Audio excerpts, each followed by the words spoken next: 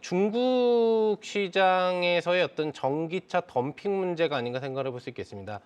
중국에서 이제 그 내수 시장이 포화 상태에 이르고 더 이상 관련 이제 내수에서 전기차 판매량 확대가 늘어나지 않는 부분들이 나오다 보니까 해외 시장에서의 판매량 확대를 좀 노리면서 덤핑 판매 부분들을 예고를 했고요.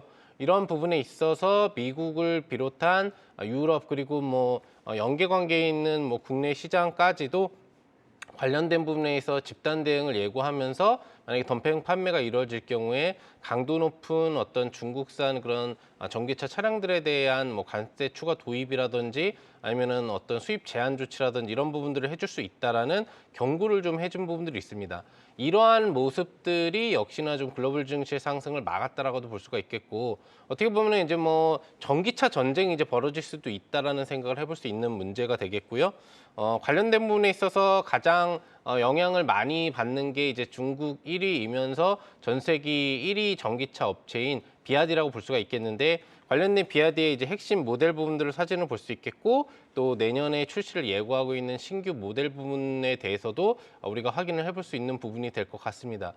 그래서 실질적으로 중국이 이제 결국에는 해외 시장 부분들에 대한 판매에서 덤핑 판매를 본격화할 것이냐. 그래서 뭐 미국을 비롯한 그 외에 이제 선진국들과의 충돌을 가져올 것이냐 여부는 아직 확정되어 있지는 않았지만 그런 흐름이 나오게 된다라는 부담력만으로도 시장은 조정 부분들의 연동을 하면서 관련주 하락이 나왔는데 특히 국내차 같은 경우에도 영향동을 많이 했지만 이런 소식을 받는 비아디 입장에서도 좋은 소식은 아니었던 것 같아요. 왜?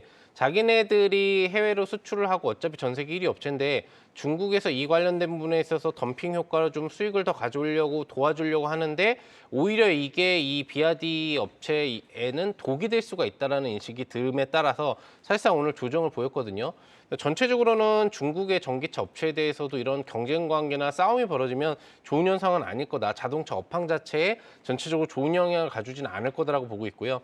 이런 소식이 알려진 오늘 역시 또 이제 환경부에서 좀 우리나라를 도와주는 내용이 나왔는데 현대차 아이오닉 5와 6에 대해서 이제 전기차 보조금을 확정을 해줬죠.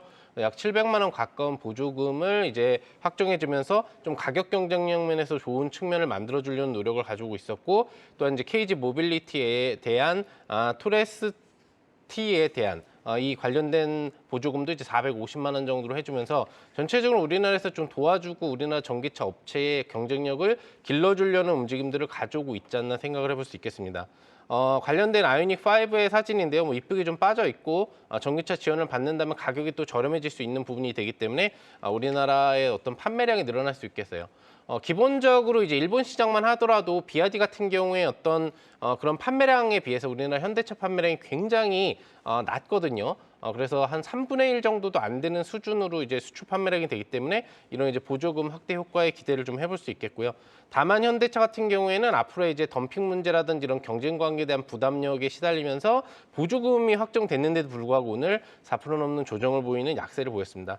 마지막